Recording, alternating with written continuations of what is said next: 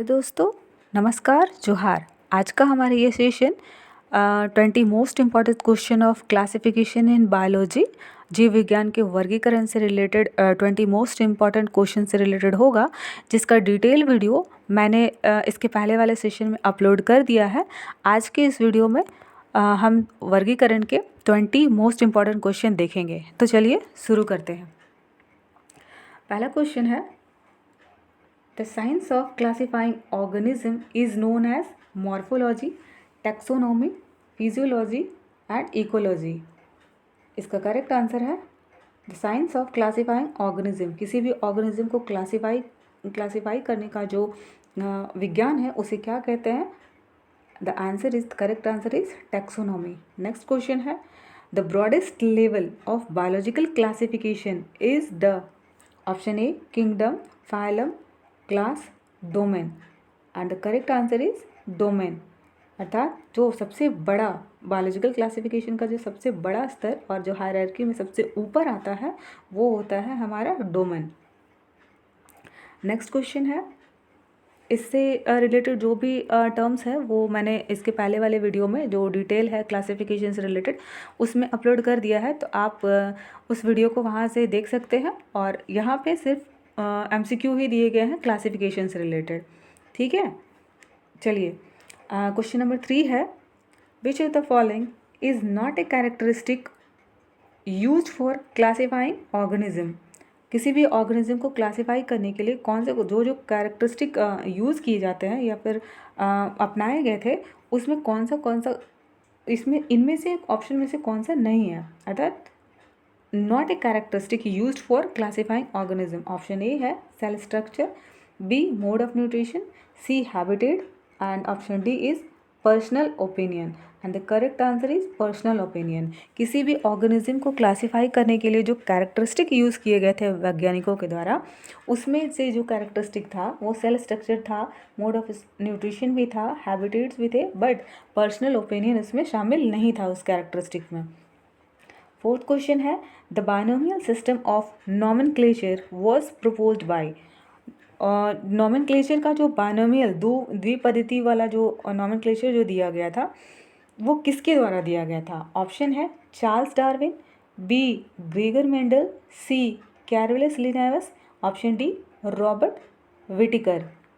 इसका correct answer है Carolus Linnaeus. Carolus Linnaeus के द्वारा बायनोमियल सिस्टम ऑफ नॉमेनक्लेचर दिया गया था।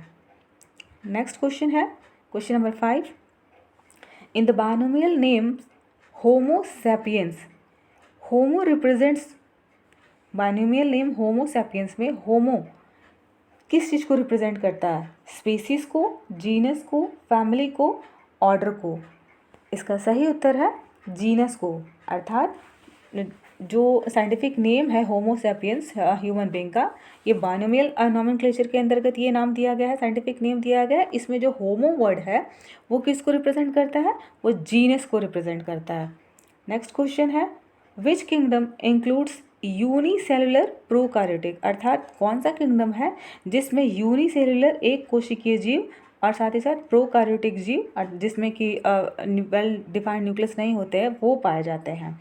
इसके ऑप्शंस हैं option A protista, B fungi, C monera and D plantae. और इसका करेक्ट आंसर है मोनेरा। मोनेरा वो किंगडम है, मोनेरा ही वो किंगडम है, किंगडम मोनेरा है जिसके अंतर्गत जो जीव आते हैं वो यूनिसेलुलर और यूकार्योटिक होते हैं। नेक्स्ट क्वेश्चन है question number 7, organism in the kingdom fungi are primarily. Kingdom fungi के अंदर जो ऑर्गेनिज्म आते हैं वो किस प्रकार के होते हैं? ऑटोट्रॉफिक होते हैं, हेट्रोट्रॉफिक, फोटोसिंथेटिक और कीमोसिंथेटिक। एंड इसका जो सही उत्तर है वो होगा हेट्रोट्रॉफिक। हेट्रोट्रॉफिक या परपोषी जिसे बोलते हैं, जो दूसरों पे आधारित होते हैं, अपने न्यूट्रिशन के लिए वो दूसरों पे आधारित होते हैं, वो फंगी के अंतर्गत आते हैं, किंगडम फंगी के अंतर्गत आते हैं।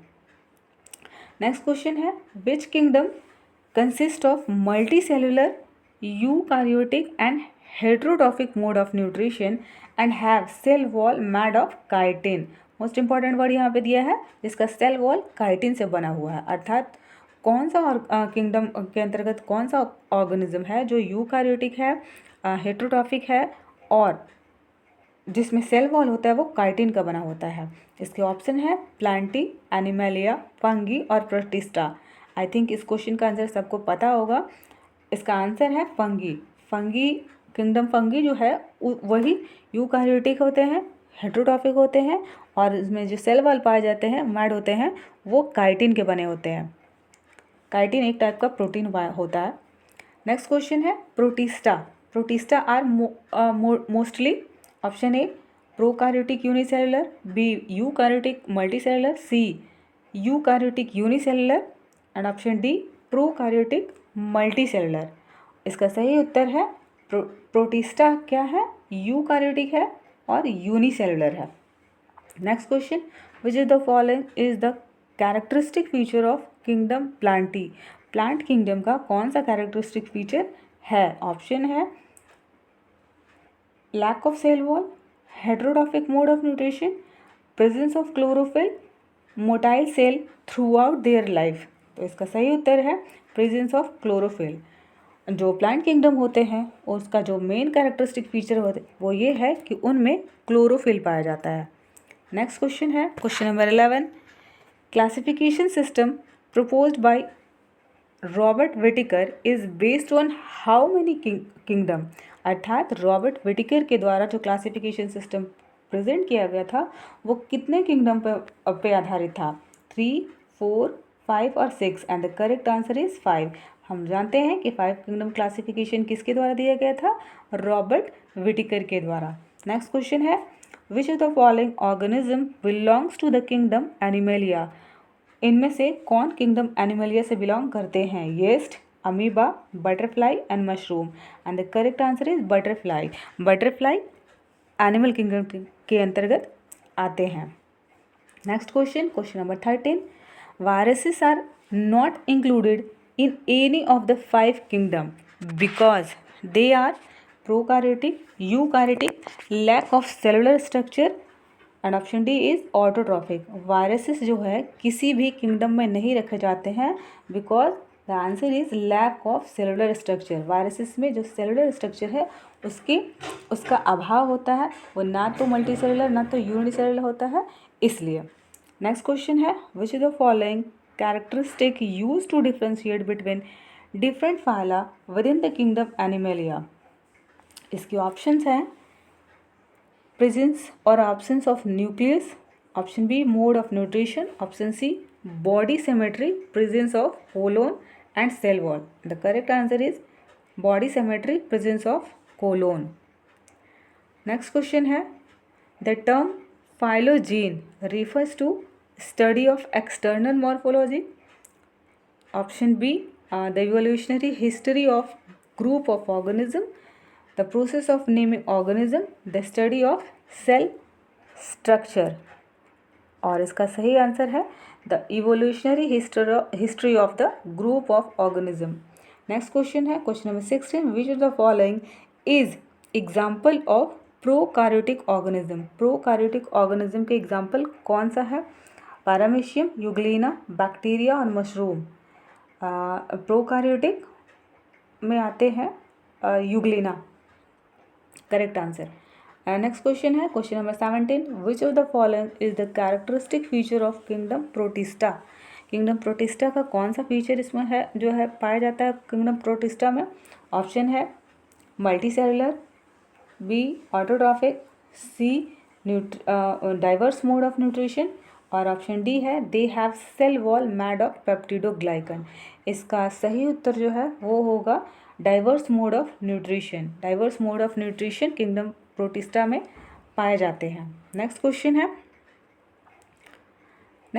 है in the binomial nomenclature the first word genus is always written in option lower case, B italic, C capitalize, option D is abbreviated and the correct answer is capitalize. Next question, which of the following is not the major group within the kingdom Plantae?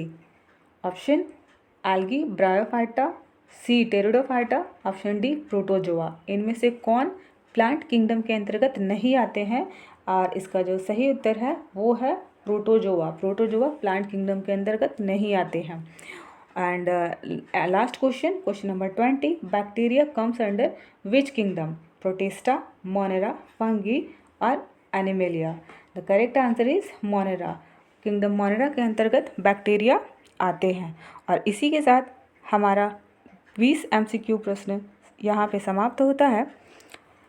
Video अगर अच्छा लगे तो like और share ज़रूर कीजिएगा। इसी प्रकार की वीडियो पाने के लिए सब्सक्राइब अवश्य कीजिएगा। धन्यवाद।